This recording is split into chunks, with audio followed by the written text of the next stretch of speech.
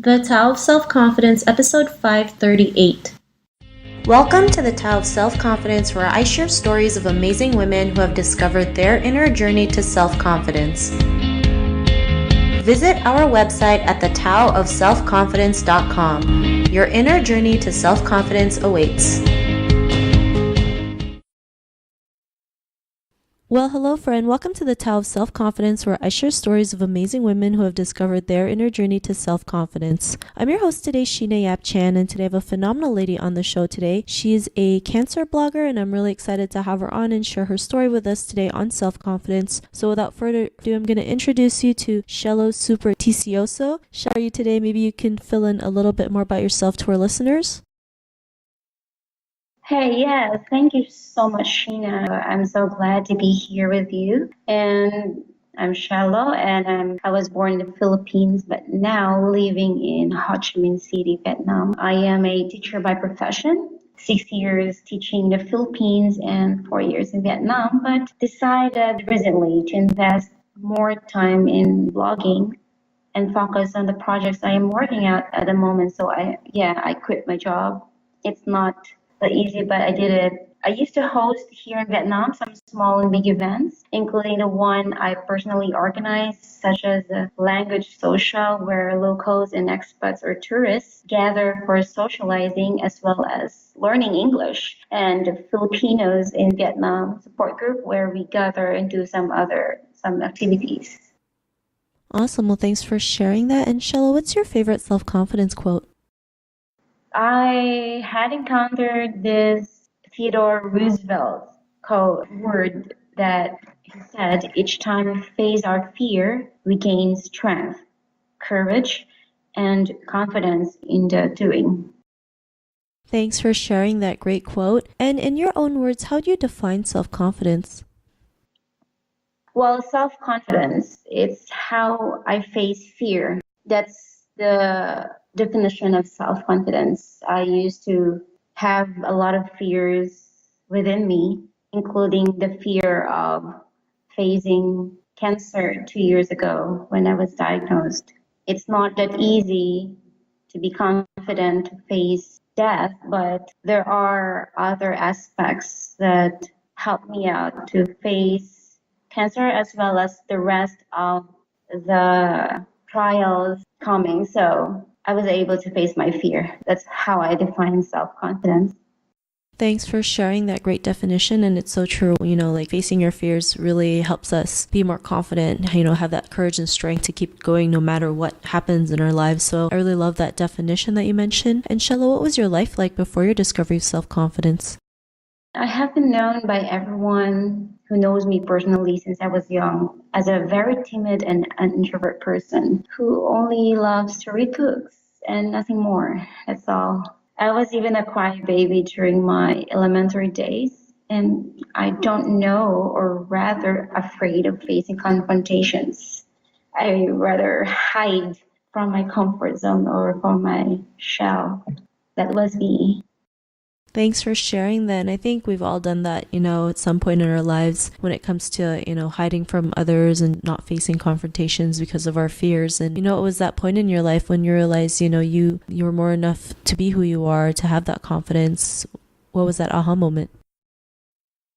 You know that you turn your life completely upside down when you realize that you're no longer doing what you used to do. You're no longer interested in looking back, but rather moving forward and looking forward to see a new you. So I'm giving this example like my country Philippines, the Philippines. My personal life is similar with what has Philippines been experienced. Like Philippines experience a lot of calamities and catastrophes every year.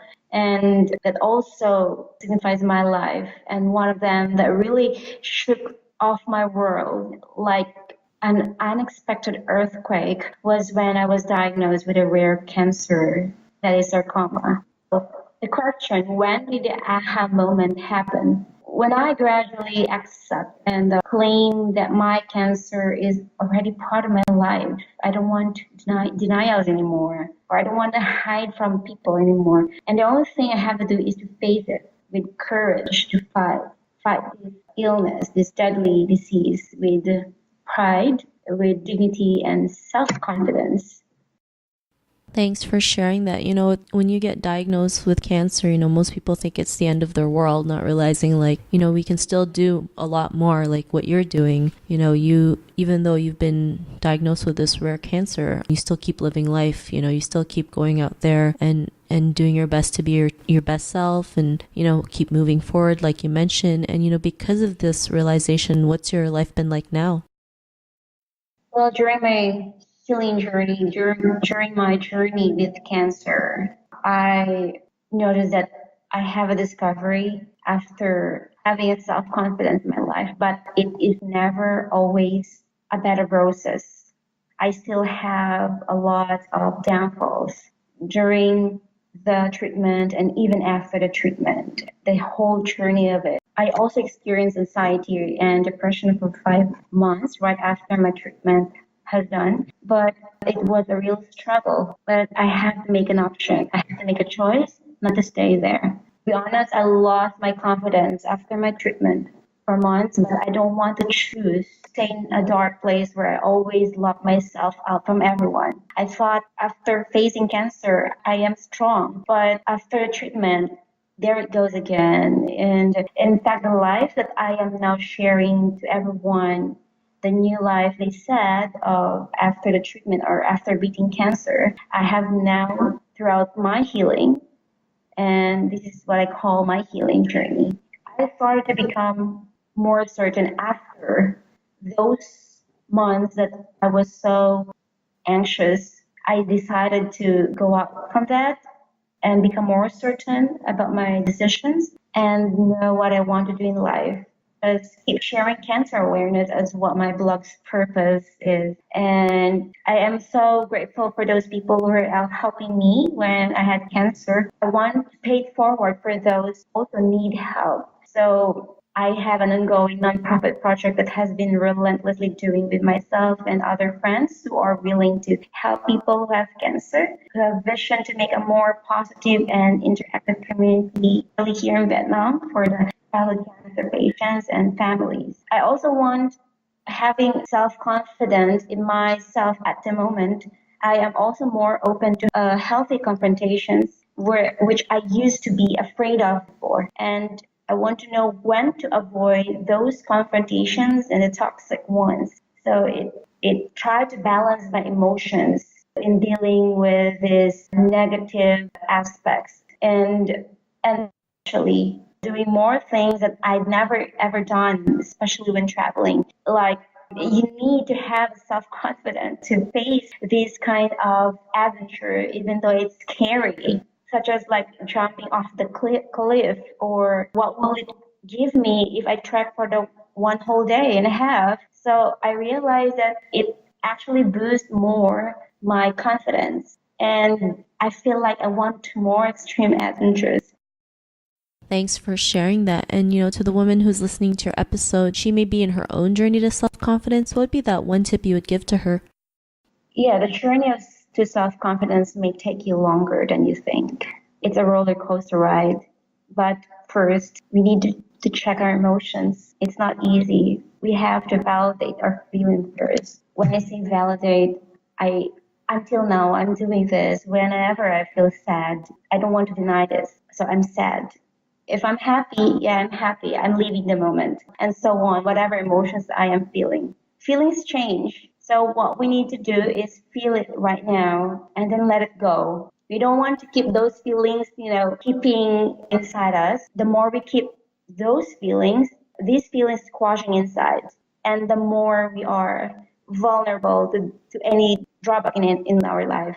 Until then, we find ourselves drowned with a lot of self pity and uncertainties. That is the result of keeping or not validating our feelings. However, if we are able to manage our emotions gradually, you're able to do even just one thing that scares you every day. So, what is it that scares me every day? Maybe I'm scared of talking to people in public, which is that's used to be my greatest fear before. Overcoming fears is by facing it directly. We need to face it eye to eye, face to face. As I've said, public speaking is one of my greatest fears in my entire life since I was young and until I was in college or after college. So how did I able to overcome that fear? It takes me years before I am able to gain that confidence. So the journey to self-confidence is actually both fun and scary. But of course, you have to be proud of yourself if you see yourself being very confident and facing whatever fear you are encountering in your life every day, and you'll see your confidence soar high. Thanks for sharing those great tips. And if our listeners wanted to get to know a little bit more about you and what you do, or check out your blog, is there any links or social media profiles we can connect with? My blog link is thecancervoice.net, or where I am regularly writing my blogs and inviting guests or interviewing other survivors, cancer survivors. I can see those articles there. Thanks for sharing that. And to our listeners, if you want to connect with Cielo, you can also head on over to thetaoofselfconfidence.com and search for Cielo's name. Her show notes will pop up along with everything else that we talked about. I just really want to thank Cielo today for taking the time to share her story and tips with us on self-confidence. So thank you so much. Thank you a lot, Sheena. Thanks for this chat. Not a problem. It was really great having you on the show. And to our listeners, be on the lookout for another new episode of another amazing woman's journey to self-confidence. And we'll talk to you soon. Bye for now.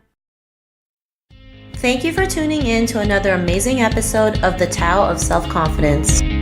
Get your free audiobook by visiting our website at thetaoofselfconfidence.com. Your inner journey to self-confidence awaits.